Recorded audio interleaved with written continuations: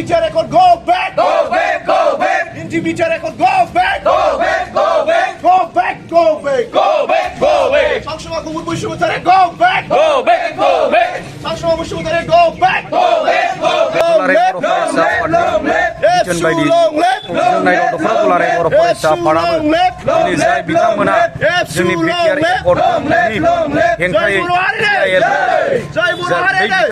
जाय मेजर दैदेनगिरि बिथांमोननि मुसुखा जों दिनै सावनायनि हाबाफारि लादों आरो बेयाव बिथांमोना जोंनि गासै बिटिआर हालामनि रायजो राजाफोरनि सिगाङाव माखासे नंखाय फोसावनानै बिथांमोना जोंनि बिटिआरनि गोजों हालामखौ बिथांमोना मोनसे षड़यन्त्र खालामगासिनो दङ।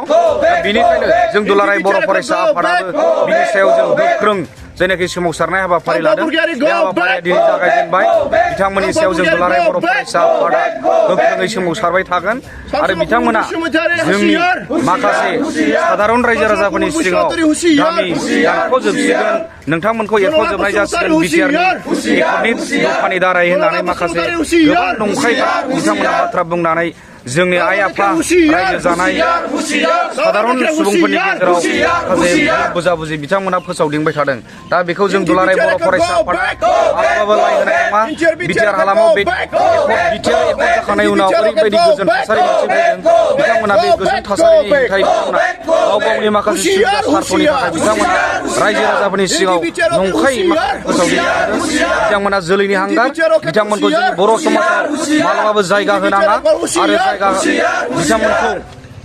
बिथांमोना सब समाय जेब्लाबो जोंनि बर' हारिनि माखासे मोजां लामाजों बिथांमोनानो गोदान सिन्ताधारा खालामनानै बर' हारिनि गेजेराव उल्थां फाल्थां साननाय सोमजिहोनायखौ बिथांमोना खालामबाय थायो। बिनि थाखाय जों दुलाराय बर' फरायसा आफादा दिनैहाय बिथांमोननि मुसुखा सावगोन आरो बिथांमोनखौ जों बिनि गेजेरजोंनो फोरमायहरनो नागिरदों बिथांमोना जेब्लाबो जों दुलाराय बर' फरायसा आफादनि आरो जोंनि बर' हारिनि माखासे गलाय गुजाय साननाय सोमजिहोनायनिफ्राय गोजानाव थानांगौ हायाब्ला जों बिनि सायाव दुलाराय बर' फरायसा आफादा थानाय नङा।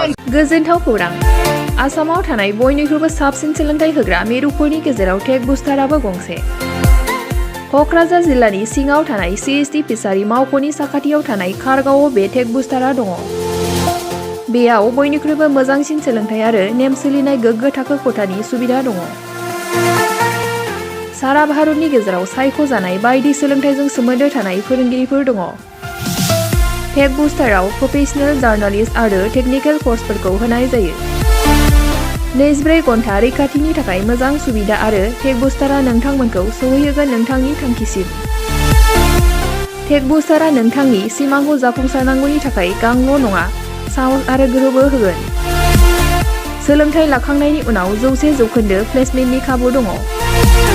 सोलोंनो गोसो गुदुं बिथांमोना 9395 695 095 जानबुं नाम्बाराव जगाजग खालामनो हागोन।